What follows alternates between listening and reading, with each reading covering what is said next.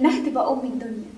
أول طبيب في التاريخ مصري، أول وزيرة صحة في التاريخ مصرية، أول مهندس وأول مدرس وأول جيش نظامي في التاريخ مصري. أهم ميزة بتميز المصري وهي الانتماء الوطني. بنيان شامخ غير مسبوق. عبد الحليم لما غنى ولا يهمك يا راس من الامريكان يا ريس فقد ربع جمهوره. الدول الكبرى بتطلب منك مناورات. إعلام مصر أقدم سرقة في التاريخ، ويهدد بإعادة كارثة نازية أخرى، وتفتيت الهوية وتغييب الوعي. الإخوة الفلسطينيين فين نصيبهم في الأرض دي؟ جبهات كلها مشتعلة. مصر في ظل التحديات. الجيل الرابع من الحروب.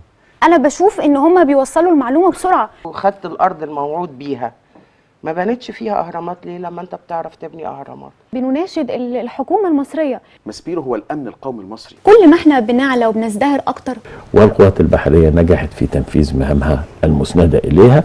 شكل الإعلام الإسرائيلي، الإعلام المصري يواجه. العساكر هم اللي بيقولوا الأغنية. العجل السامري والعبرانيين. أخطر معارك مصر دلوقتي معركة الوعي. الوطنية في دم كل المصري. لو سألت التاريخ مين أول دولة في التاريخ هيقولك سؤالك غلط.